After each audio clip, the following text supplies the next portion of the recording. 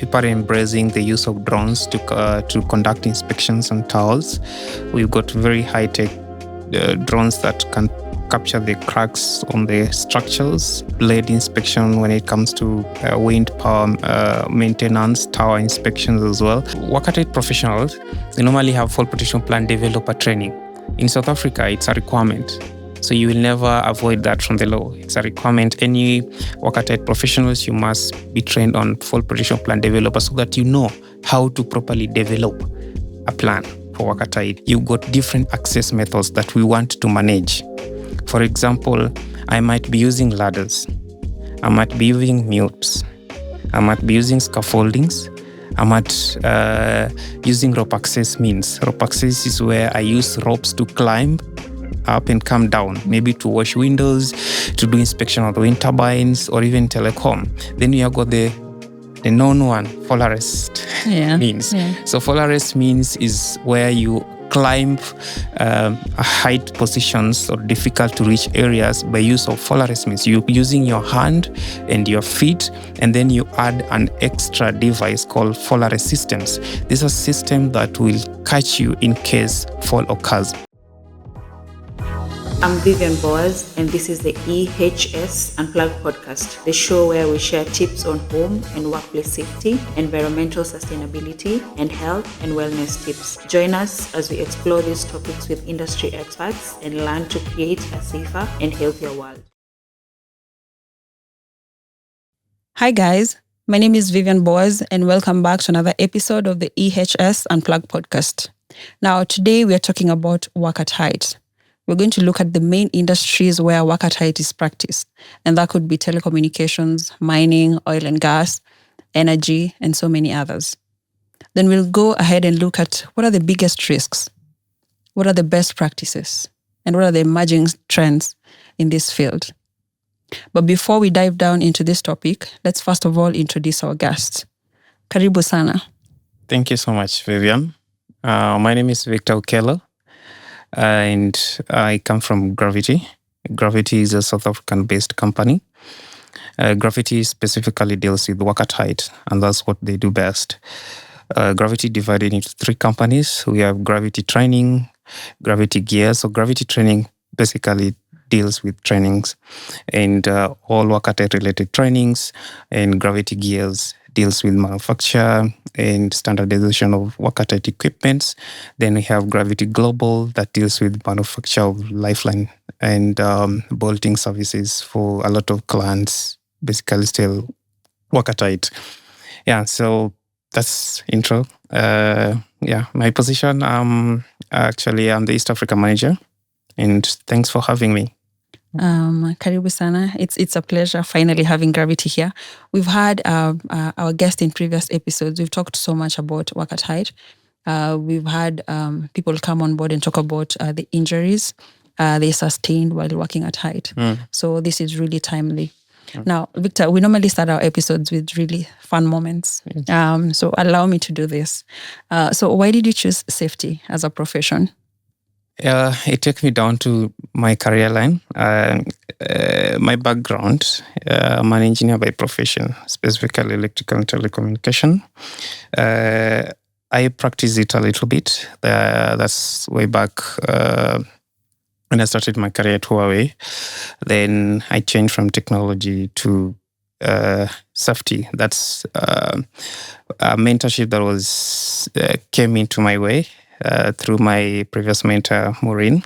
And Maureen took a chance with me and told me, why don't you join my department as quality and EHS officer? And I took that with my 2 hands. So as I was practicing as being mentored into field of health and safeties, I developed interest. And for you to do further better, you have to develop interest. So when I joined quality and EHS department at Huawei, I developed interest working with contractors, training them, preaching about the safety, seeing how guys are doing the hard work in the field. I said, now I need to do more. And that's when I developed interest in safety. up to date. I'm in it, and I think I'm in it. I say this all the time. I think Yes. EHS Unplugged podcast needs an episode just on why someone chose Yes. health and safety, because people have really interesting reasons for why. And I love that you mentioned Maureen Mwaniki. She's molded so many of us, and I am one of them. Yeah. So thank you for that. But has it been worth it? Yeah, it has been worth. Actually, with my current employment at Gravity, or work at tight trainer actually as well, and I train different work at tights, and I've done the trainings across, and seeing people doing the hard work, and people appreciate the work we do. I feel good when I teach someone and he comes back and tell me, "Hey man, I appreciate what you really taught me. It has added value into my practicing skills in the field."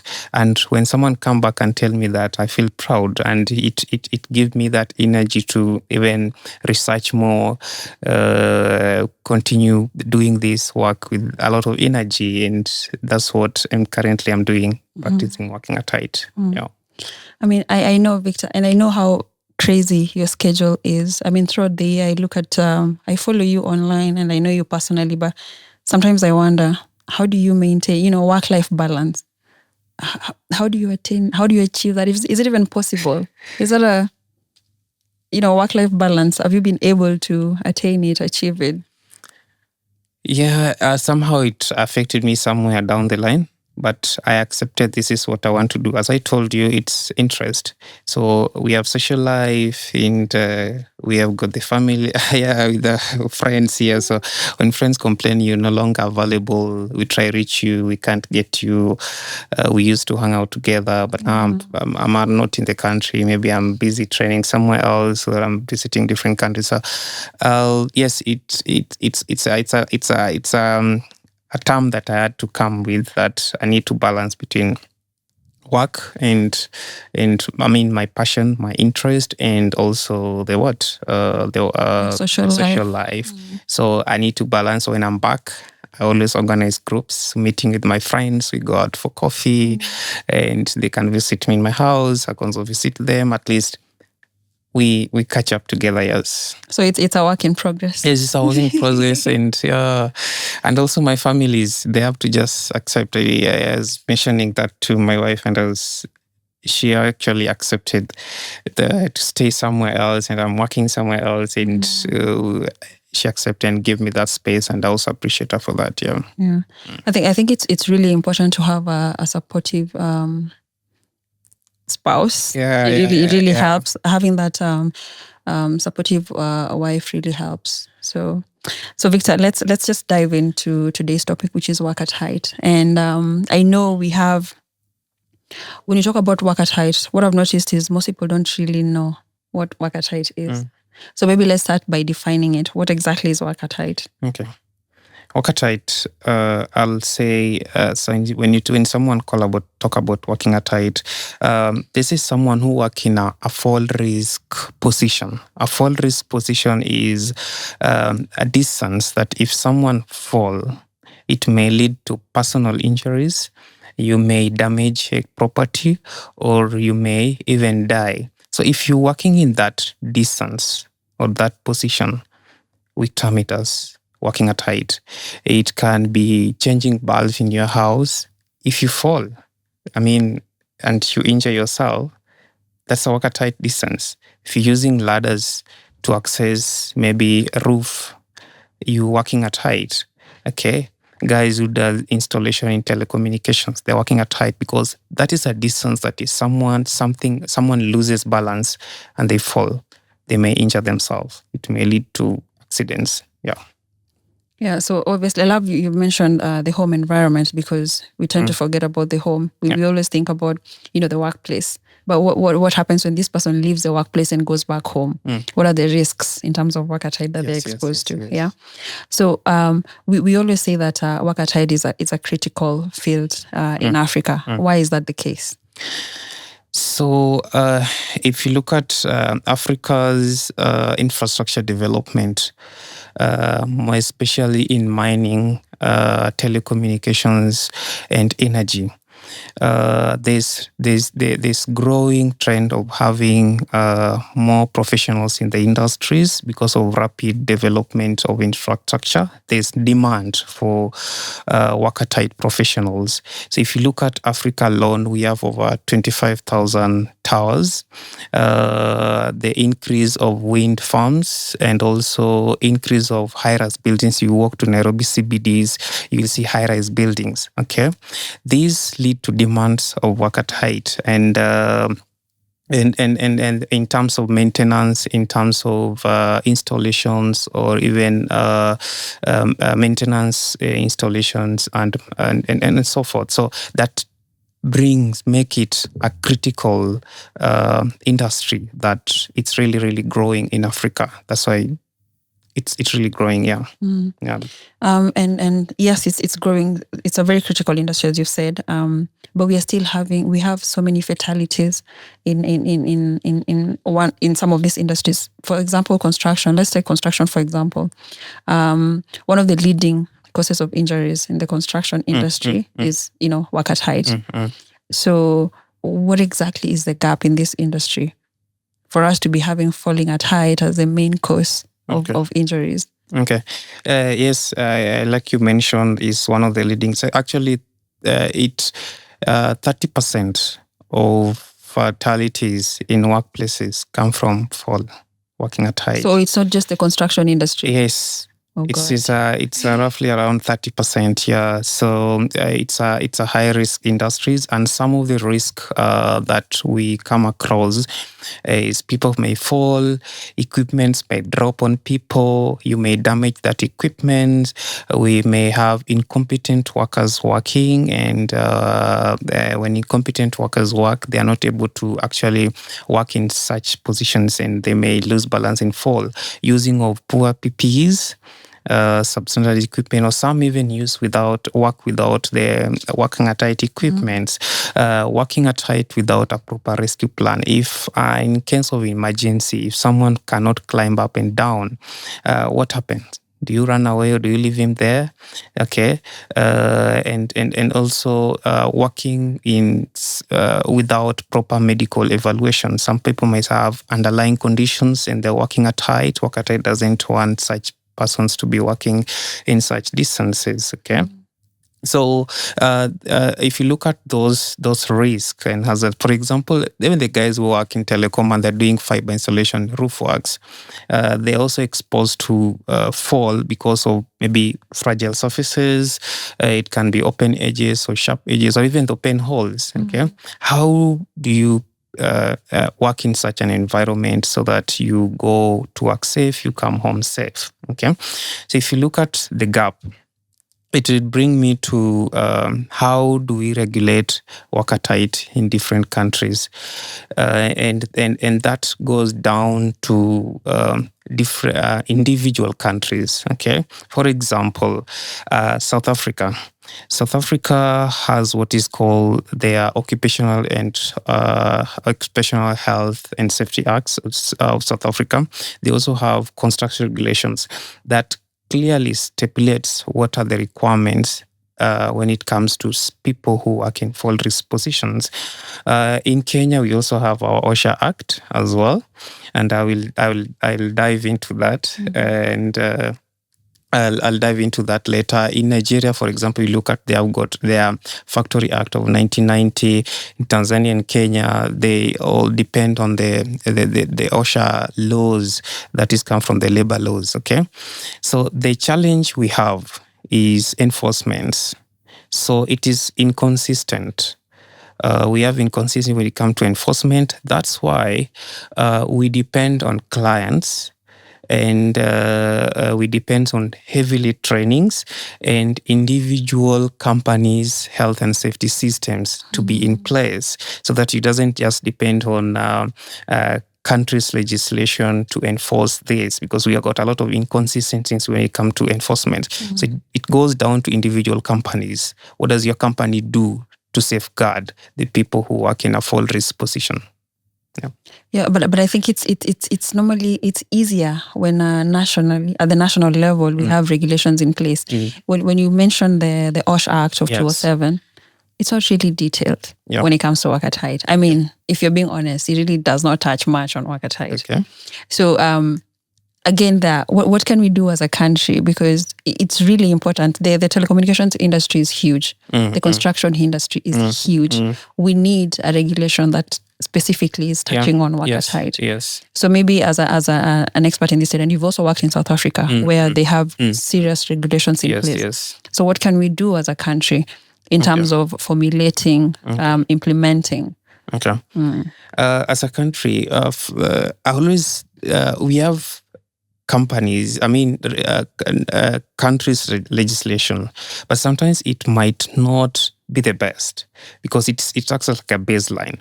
So this brings me to planning. Let me take you to planning of working at height. When your team is you've got employees working at height, you need a proper planning.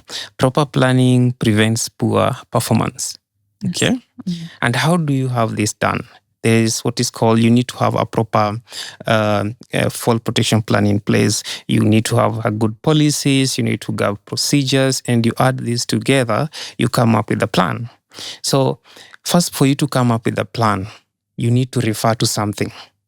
Where do you refer to? So I'll bring you to, for example, I'll create a hierarchy of control hierarchy. Okay, at the baseline there, I'll put the country's legislation. So we need to come up with a plan, and I need to refer to country's legislation. It becomes my baseline reference. If it doesn't meet the required standard I want, I step up to international standards. We have got different standards across the globe. We got the European standards. We've got SANS, South African national. South Africa has got very good standards, even better standards than even some of the European countries, I'll say. For sure. Yes, it's one of the appreciated standards globally. So those are some of the standards you can refer to. ANSI, the American standards as well. You can also step up to industry best practice, IBP. How does people do these things in the industry to keep people safe? You can refer to industry standards like IRATA. IRATA has got one of the very good standards globally regulating rope access, international rope access and training associations. You can also be referring to GWO, Global Wind Organization. Those are, they are not laws, they are not legislation, but they are industry best practices. They've got one of the practices that have been used globally in different industries. Gravity as well has got a standard. Outside Africa, like we do a lot of training in the Middle East and countries, not us doing the training, but we have companies subscribing to our standards. And do you know, by the way, in telecom, just an example, the reason why I'm proud of Gravity standard is not because I work for them, it's because of the standard they have written for telecom that controls Africa as well. If you look at Vodacom standard, if you look at which a lot of Safaricom and other organization follows the same. If you look at Ericsson Group standards, Nokia Group standard, those work at standards written by Gravity, and it has been adopted across telecom, and that's why you see telecom is a bit mature than the other industries. Yeah. So you look at best practice; they are not regulations or laws; they are they are standard, they are best practices that people are doing. Then after that, you have got the next on top there is client requirements. Okay, so when you're coming up with a plan, you also need to refer to client requirements. Yeah. You may be working, for example, Kengen. Kengen might tell you, okay, we got this our health and safety system in place. This is how we do to protect our employees. When you're joining us on board, you need to do ABCD. If you're working for Safaricom will tell you, okay, these are our health and safety system. If you're joining on board, you need to ensure you are there to ABCD. So in your plan has to include that, which customer are you working for and what is their requirements. Then lastly, on my control pyramid is now the company itself. As a company, what are you doing to protect the people who work in a fall risk position? So fall protection plan has 5 elements. Okay, it has 5 elements. Number 1 is risk assessment. Number 2 is medical fitness. And number 3 is training program. Number 4 is equipment management. Number 5 is rescue plan. So when you put this together, you come up with a very good plan on how to manage working at height. So the only thing we want to manage is different access methods. When you're working at height, you've got different access methods that we want to manage. For example, I might be using ladders. I might be using mutes. I might be using scaffoldings. I might using rope access means. Rope access is where I use ropes to climb up and come down, maybe to wash windows, to do inspection of the wind turbines, or even telecom. Then you have got the known one, fall arrest means. Yeah. So fall arrest means is where you climb height positions or difficult to reach areas by use of fall arrest means. You're using your hand and your feet, and then you add an extra device called fall arrest systems. This is a system that will catch you in case fall occurs. They doesn't stop you from falling, but they prevent you from further injuries. So that's when you add a different device called fall arrest device. For example, shock absorbing lanyards. So if I fall or fall as occurred and I have my shock absorbing lanyards attached to a structure, it will catch me when fall occurs, right? You can be using retractable lanyard, you can be using gliders, or even zip fall arresters on the permanent lifelines. So fall arrest means is where you're using your hands and your feet, then you add a separate device called fall arrest device just to prevent you from hitting the ground in case fall happen. Okay, yeah. Yes. So back to my fall protection plan, I said you need to look at 3 things. So one is the risk assessment. So when you're looking at the risk assessment, we need to identify if maybe you're using a portable ladder, for example, in the construction. What are some of the risk and hazards that you've identified? You need to have hazard registration. So you've identified them, and how are they going to cause the harm to this person? Then you do what is called analysis. You have the hazards again. You do the analysis of the risk again, the hazards. So with that, you're gonna determine if the risk is high or medium or low. The work cannot proceed when the risk is medium or high, of course. Okay.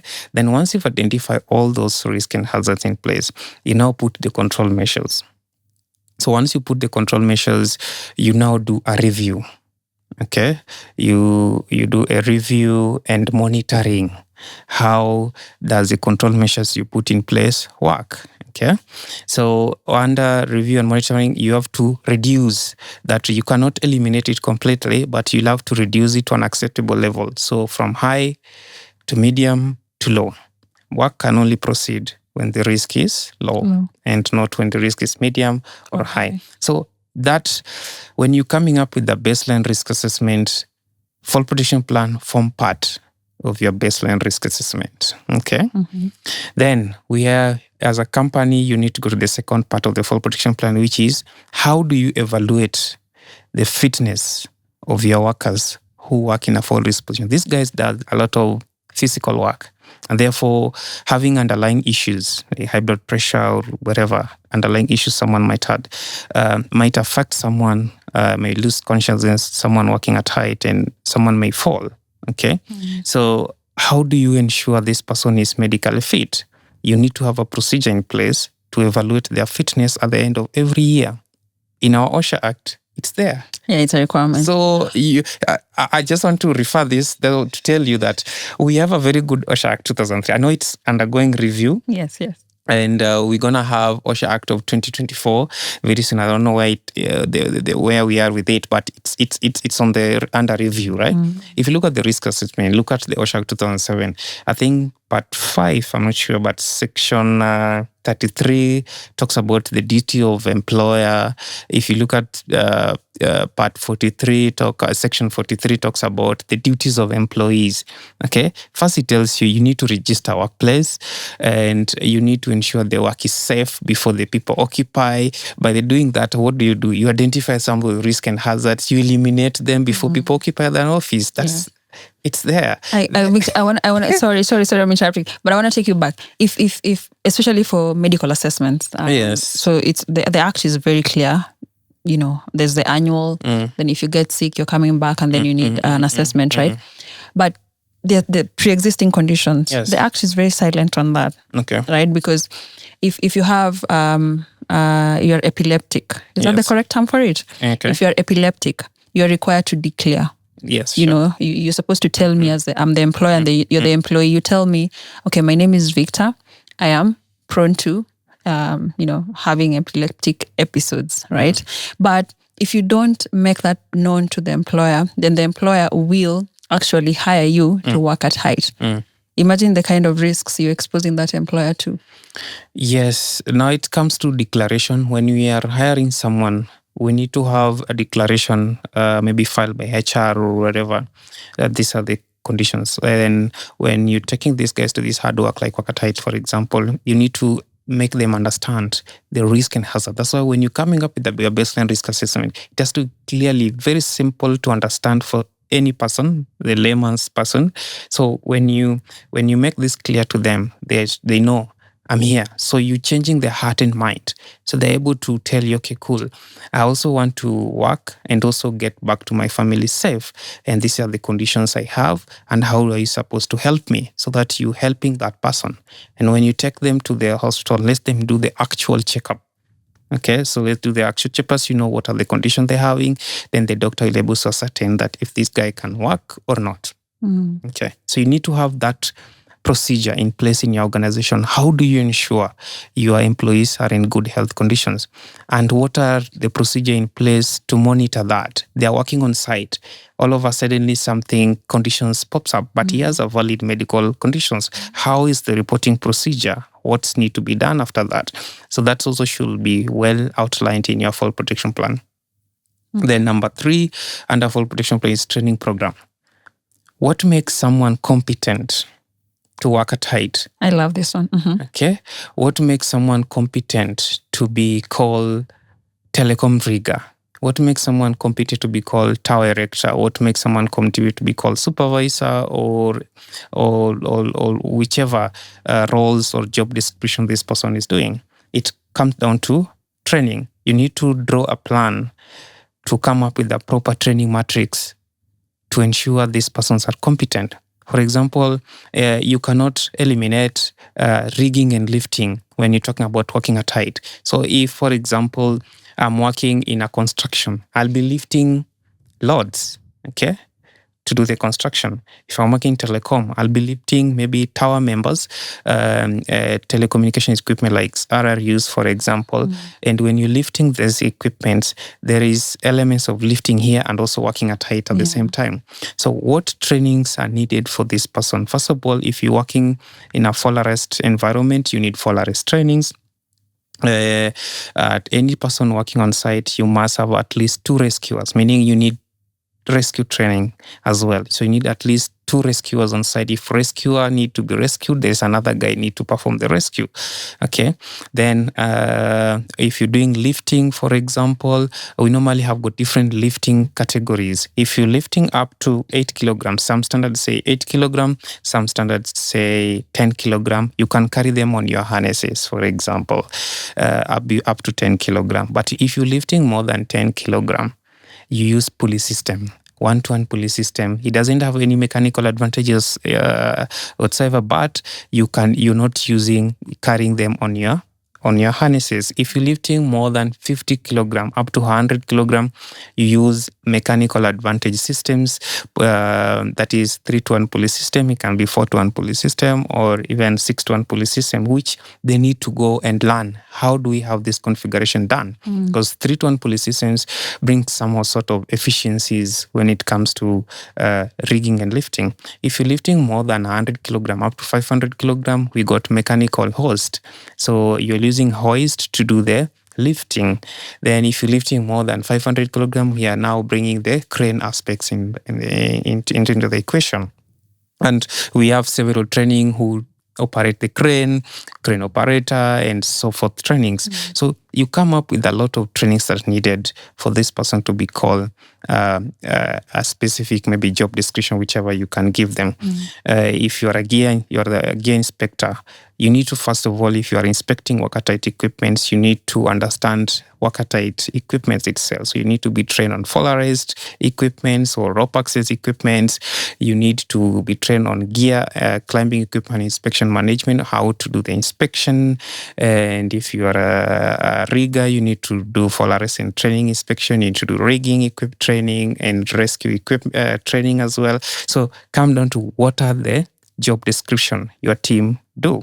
Then you come up with those programs that need to be undertaken or make someone competent. So that's third part of fall protection plan. The fourth part is equipment inspection and management. Victor, let me take you back. Yes. Still to so for the health and safety professionals, who are the ones who will be supervising these people, they're the ones who will be ensuring that this work is done safely and everyone goes back home safe, right? So do they also need to undergo these trainings? So from work at height, from up to rescue? Okay, so watertight professionals, they normally have fall protection plan developer training. In South Africa, it's a requirement. So you will never avoid that from the law. It's a requirement. Any watertight professionals, you must be trained on fall protection plan developer so that you know how to properly develop a plan for watertight jobs. So you developing a plan, you train how to develop policies, procedures for the team that are working at height. So a watertight professional, you need to undertake the training called fall protection plan developer. And normally a prerequisite is fall arrest and basic rescue. The reason why it's a prerequisite is you must first understand the basics of watertight before you start now developing or be trained on how to develop the procedures. Yeah. Yeah. Okay. Yeah. So health and safety professionals need this training. Exactly. Okay. Exactly. And then maybe back to the riggers. You said they have to undergo working at height, developing the fall protection plan, all these policies. But this is just one individual, and this is a cost which is being incurred by the company. Yes. So I'm looking at. Can we take off some of these responsibilities from the rigger and then shift them to the health and safety professional? No, these responsibilities are not for the riggers. At least for the document part. I was talking about the documentation part. I'll Yes. come to the riggers themselves. So you as a developer, I'm talking about the developer here. Okay. So developer, you're developing a training matrix to ensure rigger who is doing tower erector training. What are the training? For example, let's pick tower erector person.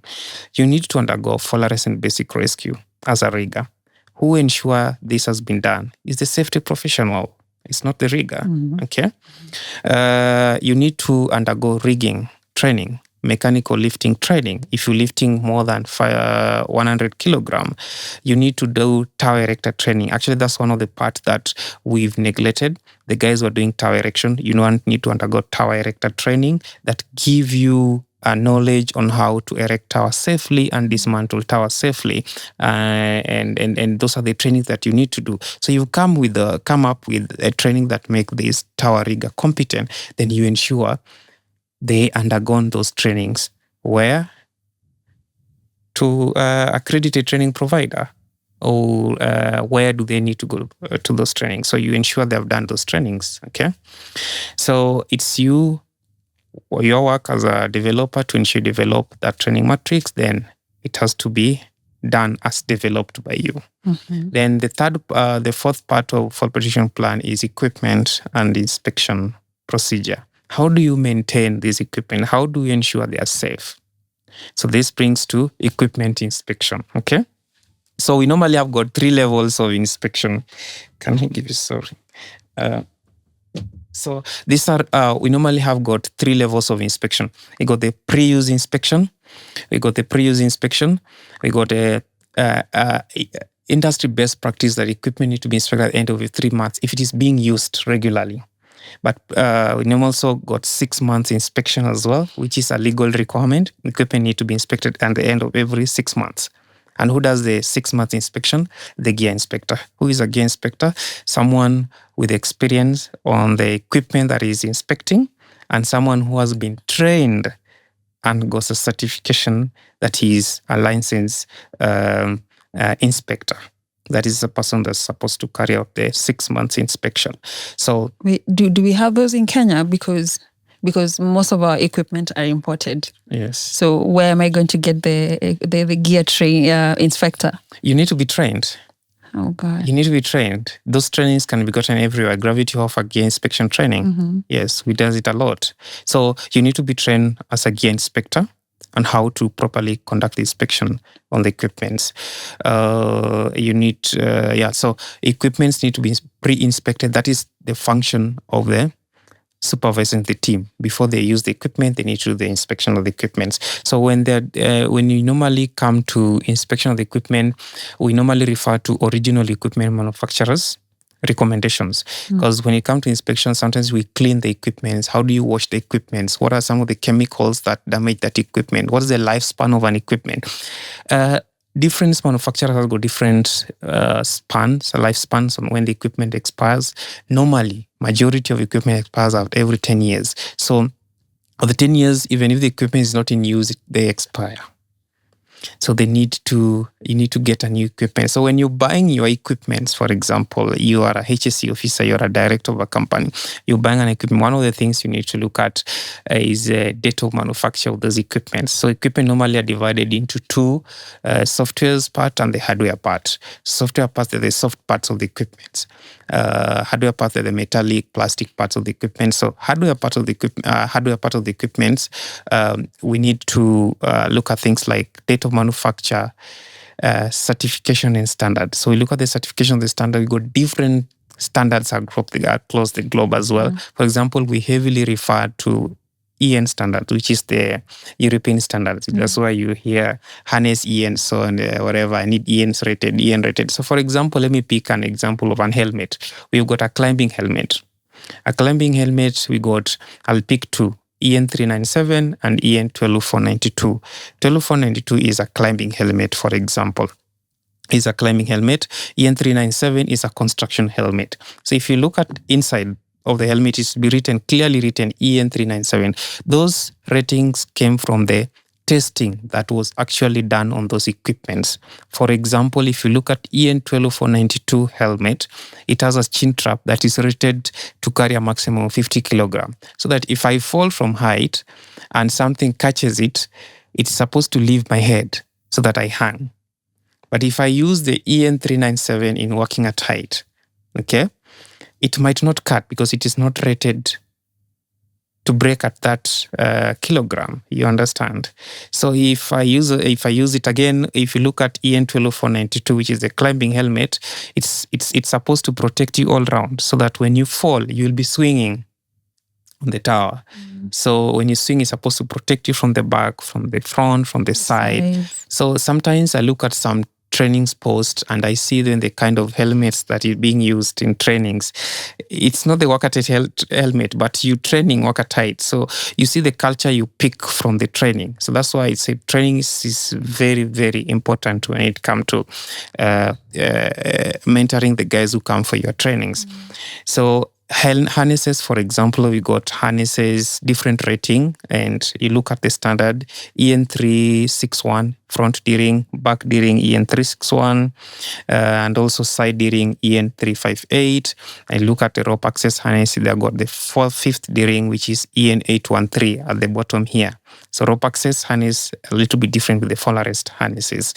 So if you look at those standards, when you're buying this equipment, you need to clearly look at the standards of those equipment, the date of manufacture, webbing conditions when you're doing pre-use inspection. You need to check wear and tear, cuts and burn, discolorations as well in those equipments. Look at the hardware part.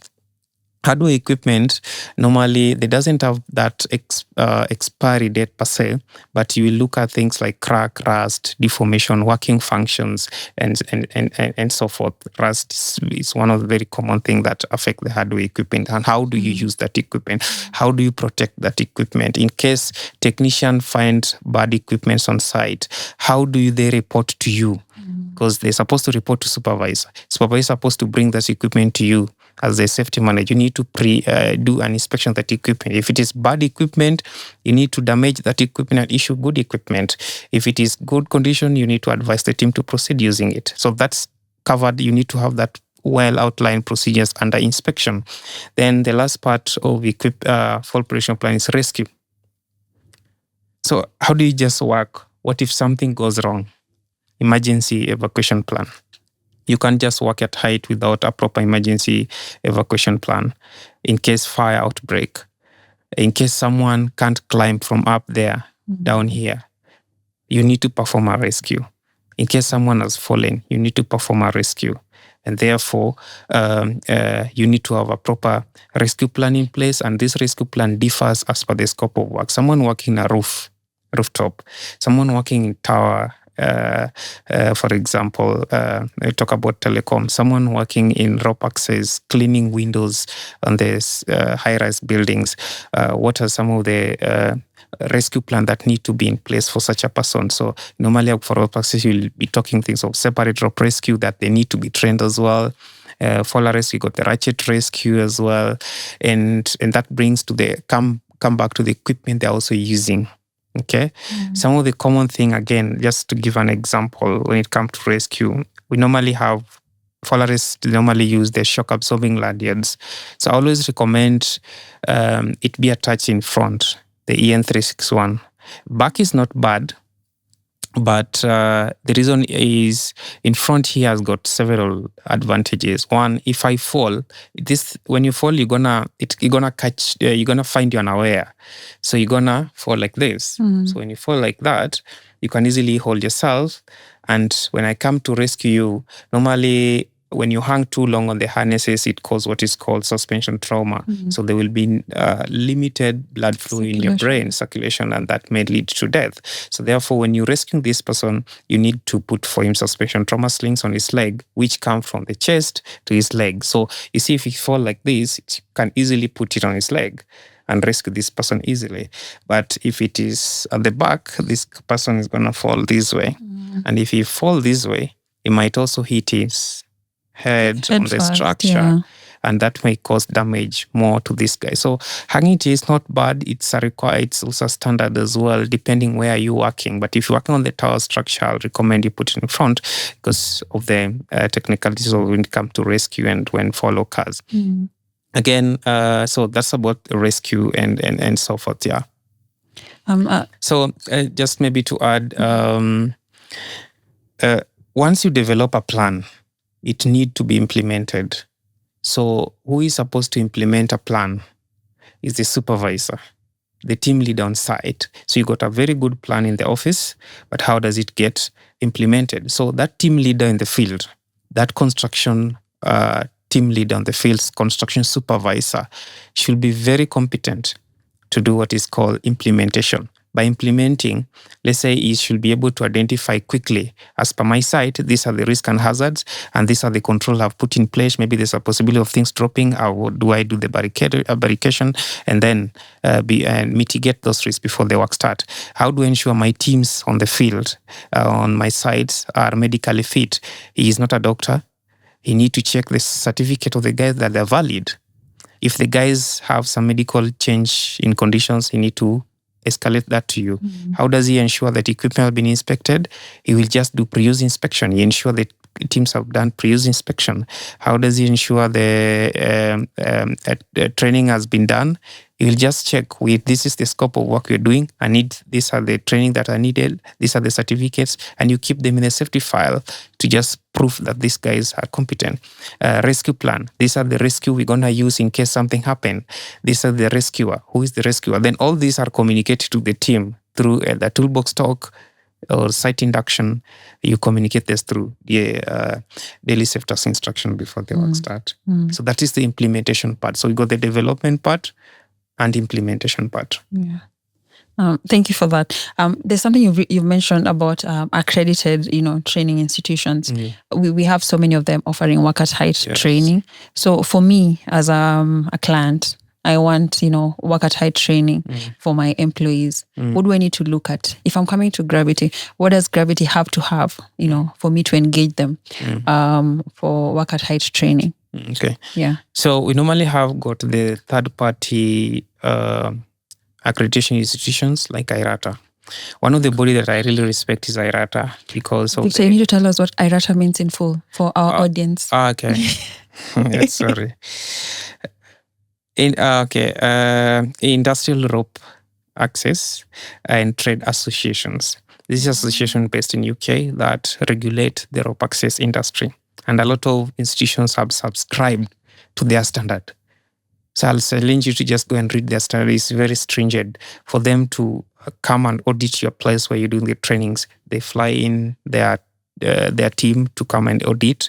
They also have got regular audits that they come and conduct, just ensure you. They also do the assessment test with the candidates you training, and their stringent measures make the training very, very competent for the guys. So the guys become very competent. So that's also one of the things. So you need to look out for. Yes, and also you may rely heavily on the customers. A lot of customers audit their own company, audit their own training companies. For example, I'll talk about Gravity, the writing standard for Nokia, Ericsson, and these key giant teleco companies, and Vodacom as well. The reason is they come, we work together. They tell us some of the challenges they have in their workplaces. Then we incorporate that and we give the solution. So when they get satisfied in that solutions, they now bring everyone on board. This is where we want our trainings be done, and that's how it sometimes end up us doing the trainings with the guys, because we also help them improve. We write their standard. Let's say your company, for example, we can also help in writing your standards as well, to just ensure if you have challenges in writing your pole protection plans. We've done that to so many industries as well. Yeah. Mm-hmm. So again, internally as a country, let's come back home. Kenya, we don't have these systems in place. Yeah, yes. Because we are doing it, Dosh is doing it for, first aid training institutions, fire, yes, auditors. But when it comes to work at height. So that's why I said when it comes to enforcement, we are not consistent as well. We borrow heavily from other countries. South Africa has got a good law, but in Kenya, yes, we don't have work at height regulations in the country. That's why we depend on our clients a lot. And I'll just challenge a lot of people. Let's dig into our own health and safety system as a company. What are you doing to safeguard the people working in a fault position? So as I said, what do you need to know? Come up with a very good fault protection plan as a company. Your company vision should be aligned with your health and safety system in the company, because your health and safety should help the company reach the company goals. So these things work concurrently. The reason why the companies are in business is profit. If a company can't make money, why is it even there? Unless it's an NGO, right? It's a charity company. So as a health and safety system professional, you need to put up safety systems that align with your company vision's goal. You're supposed to help in making profit, safety of the guys, and product and quality. Because what the customer wants is quality. Then the company wants the profit. Then you also need safety of the guys. So these things works together. 3 things: safety of the guys, quality of the projects, and also profit in the organization. So let's before we blame what the government has put in place, they got their baseline. Okay, so let's build from there. They now add to the international standards, add to industry best practices, look at what your customer wants, and then you come up with a very, very good fault protection plan in place to regulate your internal processes as a company. Yes. We will be there. I know we will be there. We'll get there one day. Yes. But how do we compare? When you compare us with other countries, how are we doing? Are we badly off really? Yes. In Kenya, we got a system in place. I've gone to very bad countries. I don't know that mention names, but I've gone to, I'll look at a country like DRC, for example. I've been to DRC. DRC is a country that when you're there, you wish you could get home the following day. So yes, it's they don't have a system at all. So at least us, we have got something to we can argue with, And if you look at my fall protection plan, for example, they are somehow written in our OSHA Act 2007. It's somehow there. So we just need to add a little bit things on it to make it better. The another challenge we have, and I'll just call a spade, is, as I said, enforcement and culture within ourselves. What are the, now I'm bringing it back home. Let's take this as a culture. I should be able to protect myself, protect the people who are working around me. Okay. How do you do that? What is your level of integrity as a person? If the government has given you authority to inspect an equipment, for example, okay, a work-at equipment, because we're talking about work-at, and you inspect an equipment and you're in a different town, okay, and you're the safety professional. So you see, that's why I said, let's not blame the government. Start from ourselves. What are you doing? So when you inspect an equipment and you're in another town, you ask for photos. So you see, I just call you, I have 10 equipments, I need the inspection certificates. You're buying certificates, you're not buying the actual inspection report, okay? If you are a DHP, for example, you need to ensure the workers who work in all these positions are medically fit. But someone just give you a call, I need a certificate to ensure my workers are in good, I need a certificate to submit to my customer. I mean, then you give a certificate to this person, you just ask the guy, send money through this number. I mean, I know, Victor, it's really bad because it's bad for us in the country. I mean, it's not cool at all. And that starts with integrity as a person. What's your level of integrity? Let's start with us. So before we start checking what's happening with the government, why you don't have this, let's look at our own integrity as people who are in safety industries. How do we bring this to the next level? Let's have organizations that benefits everyone, not self-interest. And I think that's how we're gonna build our country. That's how we're gonna improve the levels of safety in the industry. So all those politics that's gonna let's put them aside and champion for the safety of the guys. Yeah, I know. I'm really happy you mentioned that, because for someone to call you and say, please send me that person's blood group, send me their height, their age, and the date of birth. And then the next thing you have certificates. And then you expected to send these people to site. Yeah, I think it's a problem with us, with ourselves. It's a problem that we need to work on. What if something happened to this guy and maybe this guy die? And if this guy die, it will never go out to your mind. Yeah, or the equipment you inspected fails and this person is at height. Failing when we were doing some audit on the equipments in Mombasa, and these guys were using a rope that is tied and the rope is in a very bad condition. So they were doing decommissioning of Nokia RF equipments in telecom, and the rope cut and the modules hit the shelter. Luckily, there was no one inside the shelter. Okay, so when there's no one in the shelter, it means the roof were damaged. So this site was an hub site. An hub site, a BSC site carried different sites, for example. And what happened, it went down with several sites. But the guy never reported. One thing you also need to tell your guys, how do they report? How do you report? You need to report even a single near misses that happened on site so that you can have this documented in your document. So that's one example of the equipments dropped. The site went down because it was raining and it was collecting water, and the water entered in the equipments. The equipments were badly damaged. The site went down in the midnight, and you look at that. That is something that could have happened, could have been avoided because of use of a good equipment. Sometimes they install the antennas, for example. They normally leave some ports for future expansion when the population grows.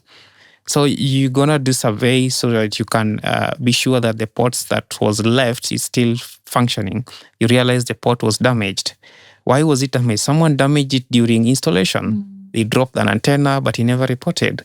So how do you avoid all these wastage that come due to damage to proper equipment? have proper inspection of the equipments, have the right equipments on the ground. Okay. Some of the data facts we have is, if you look at, for example, in telecom, we're looking to connecting 1 billion people globally. In Africa alone. But this leads to demanding growth of telecommunication towers. You go to energy, we're looking at by 2030, we need to have 20 gigawatts produced from wind farms. So this lead to a lot of wind farms coming up. A lot like Kipeto, Ngong wind farm, Ethiopia, they got a Sela coming up.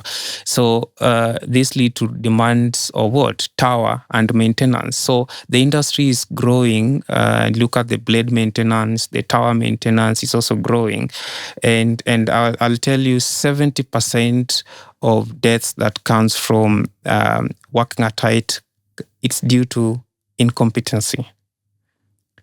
That's a data facts. The 70% of fatalities that came due from falling was due to incompetency of the teams.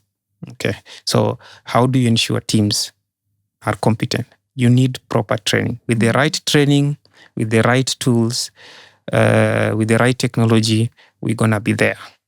Yeah. Oh, I feel like you've taken me back to class. I've learned so much. Victor, there are so many companies in construction, in telecommunications, in energy who are doing very well. They've really set the standard. But then again, within those very industries, we have companies that are doing poorly when it comes to health and safety, and especially around work at height. So are we not sharing this knowledge? Well, what's the issue? I mean, if I'm doing well and then there's someone within the same industry who's performing poorly, what exactly is the gap? Where is the gap? So I'll say the gap comes from enforcement, the client's requirements as well. It may come down to the client you're working with. You may be working for client A. The safety systems is not up to the standard compared to client B. So you're as a contractor, you're working for all of these clients. So if you know very well, these are the team that I need to send to this client. Oh, yeah. I need to send to this client.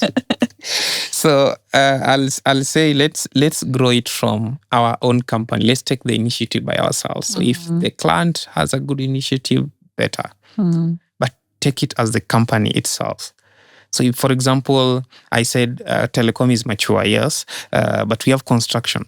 How are you going to improve the safety in construction? So it starts with us individually. So as a company, make people understand, change people's heart and minds to know that when I'm working at height, these are some of the risk and hazard that I may be involved. This is how they will be able to affect the company's production if this, and this happened. So make them understand. So if you improve health and safety systems for the guys, even the productivity goes up. The guys work very happy. The guys get motivated and so forth. Yeah. I know, Victor, maybe you don't want to mention some of these companies, but if I wanted to do benchmarking and there's a company that has the best practices, which ones are these companies? I mean, personally, I want to do benchmarking. I want to know which company can I emulate? Where are they doing good? Can I copy this? Where have they failed? Should I avoid that? Okay. So which are some of these companies that we can go do benchmarking with? Yeah, you want me to mention individual companies that are doing better? Yes. It is really good to know. Yeah. So I'll say, for example, ATC. ATC are doing well when it comes to tower construction. They are one of the giant when it comes to tower manufacturing in the region. So they currently have got latest work at height standard. I'm proud it was written by us. And if I challenge you, I can have it shared with you. You go through it, you'll learn a lot when it comes to standards in tower construction. And you can get in touch with Dennis. Dennis can also take you through that. Safaricom also has got a very good initiative, Zero Harm, and it's helping in the industry. How do we ensure people get home safe? Nokia has got another very good standards in the industry, and they have that from the group level. So one of the very important thing is when you have a health system that runs from the group level all the way to different countries, and you got one standard, it helps a lot, because whatever is being done in Kenya is the same thing being done in Uganda, is the same thing being done everywhere. So that's why I say I'll refer a lot to telecom, because I know what is done in telecom more, it's better or as matured compared to what is done in other industries in the country. For example, construction.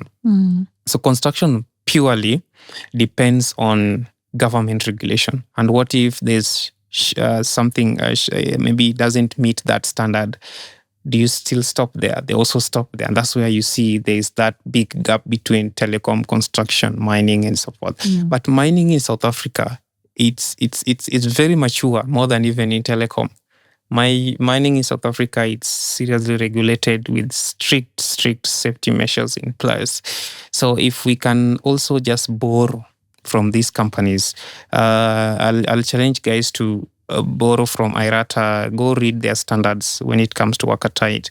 Go look at gravity standards as well. Go and look at GWO standards as well. What are their requirements? Those are certifications across the globe that I know. Yeah. Victor, thank you so much. We've touched on so much around worker tight. Again, as I mentioned, I'm learning today.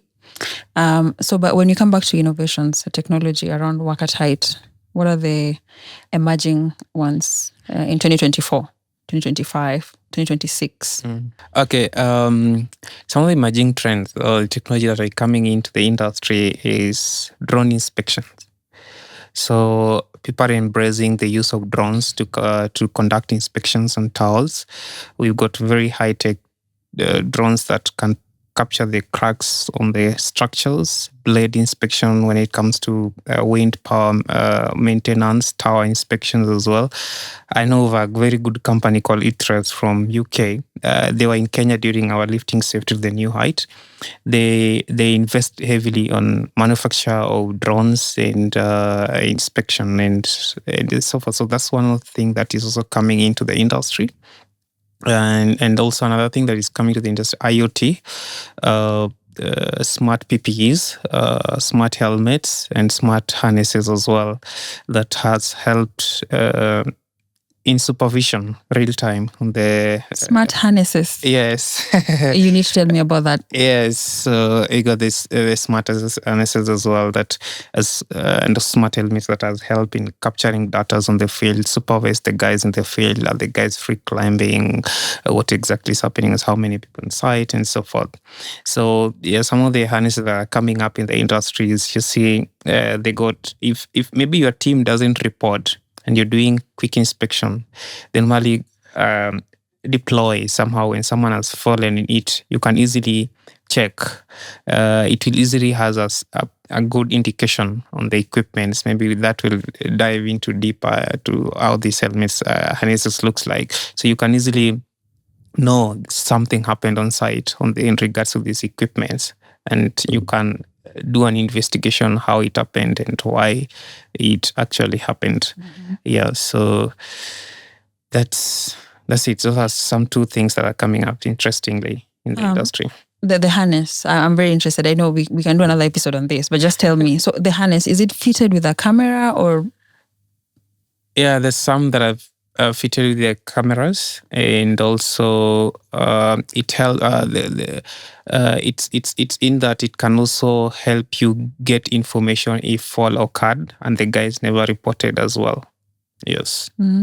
So it helps you pick that, and you can easily do an investigation how it happened, because some of these guys, they fall, and when a fall has occurred on the equipment, it puts stress, it puts a shock load on the equipment, and when there's a small shock on the PPEs, you might not tell. But with these harnesses, you can easily tell when you now go through or check this harness when you're doing the inspection. You can easily pick a lot of things that happened on site, because when a harness, someone has fallen, normally we got the distance at which someone fall. three fall factors: fall factor 0, 1, and 2. We normally advise the guys to attach themselves to fall factor 0, where the falling distance is very short. So if they fall at that distance, you might not pick it on the equipment, but they might not also report. But when someone fallen at fall factor 2, where the distance of falling is very long, you can easily, because the shock absorber on the shock absorbing lanyards is gonna deploy, and that you can visibly see. Yes. That's interesting. Yeah. I would love to see one. Does Yeah, sure. Gravity supply such? Yes. You do? Yeah, Gravity supply. And yeah, we do supplies from South Africa, and got some of the latest updates and new developments when it comes to our gears. So maybe as you had asked me, maybe regards to gears, they can also reach to us at Gravity Gears. You can follow us on our website, www.gravitygh.co.za. Then also Gravity Gears has got gears at gravity.co. Gravity GH, Gravity Gears. Gears at. I will forget it. Okay, gears at gravitygh.co.za. Then we talk about gravity training. You can also request different training. Actually, got full production plan. You can do it online at comfort of your home. Yes, that's one of the development that we came into our attention, because a lot of guys who are requesting for these trainings, but they are in different regions. So you can also reach out to us at bookings at gravitygh.co.za. So yeah, and also you can also always contact me. I'm always available. I receive a lot of calls, but I mostly know. So if I carry the other phone, you'll be like, yeah. So at Victor at gravitygh.co.za, and yeah, and my contact. Yes, we will share that, guys. But Victor, just one more question. I know Gravity operates in the formal sector, or you work with corporates, right? But we have a lot of work at height also going on in the informal sector. So is there a way that Gravity is supporting these individuals? Because at the end of the day, we're in the business of keeping everyone safe. Yes. Yeah. So quarterly, we have workshops. So we have workshops that we normally conduct. So we look at emerging trends. What are what are some of the emerging trends in the industry? Then we come up with the workshops talking about the same. If there's one of the riskiest thing in the industry, we come up with a topic under that area, and we teach people how to work within to make the people safe in that industries. For example, currently in telecom, we have bees awareness. It has been a factor that's affect a lot of people working mostly where there's a lot of bees, where guys are working at night, but they are affected by bees, they are attacked by bees. So we pick up those risk or hazards from our clients, and then we work around. We come up with that document, and that document we can share it with people. Then we do a presentation, we do an awareness. If we see there's a problem in construction, we come up with a presentation. We quarterly. So every quarterly we come up with new presentations. So we do it awareness for free. Like I think last week we also had one, and it's normally being attended by people globally. So over 500 people. So this is purely online? Yes, we do it online. Then another initiative we do is we send safety bulletins. So we pick up a topic in the industry it's hot. Maybe there's an issue that has been picked when it comes to PPE's equipment. We do a write-up on it, and we send it out in form of a safety bulletin to everyone. We have a database where we have everyone's email. So if you also want us to to include you in our safety bulletin, you can always send us an email, then you can include, so you can get those updates as well. Another thing Gravity is doing in the industry, these are things we're doing for free actually, is lifting safety to the new heights. We come up, we joining force with different telecom players like Nokia, Ultras, and so many. And Helios is also one of the big giant companies, come to tower manufacturers in the region, and we meet the guys in different countries. Last year we're in Kenya. This year we're going to Malawi. And when we move to Malawi, we bring all the stakeholders together, informal sectors, formal sectors, and anyone that is doing, their work involves work at height risk. So we put them in one sitting. We have a discussion for 3 consecutive days, and we just discuss these topics. What are the solutions in the industry? What is expected of them? So after those 3 days, we're confident at least we've made an impact in the country. We plan for the next year again to a different countries, and that's what we do in Africa to just ensure safety of the guys in Africa. Yeah. Well, you guys are doing so well. The way you've had an impact on these industries you've mentioned. I'm in the telecommunications industry, and I felt your impact. I work with you guys closely, and yes, it's true all that you've said. So as we come to the tail end of this episode, closing remarks. Okay, closing remarks. Yes.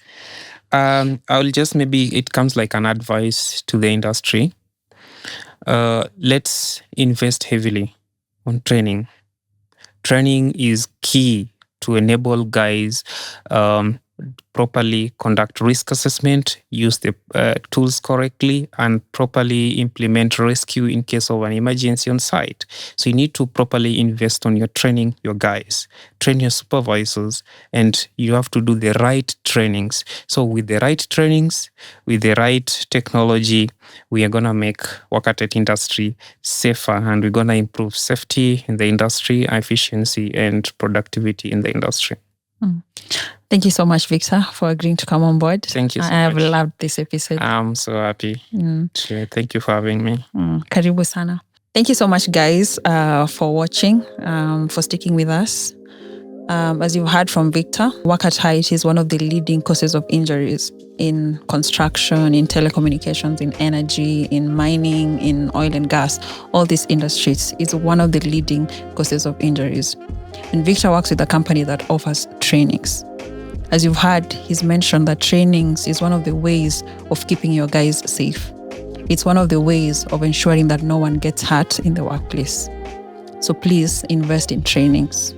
Thank you so much, guys, and see you next time. Bye.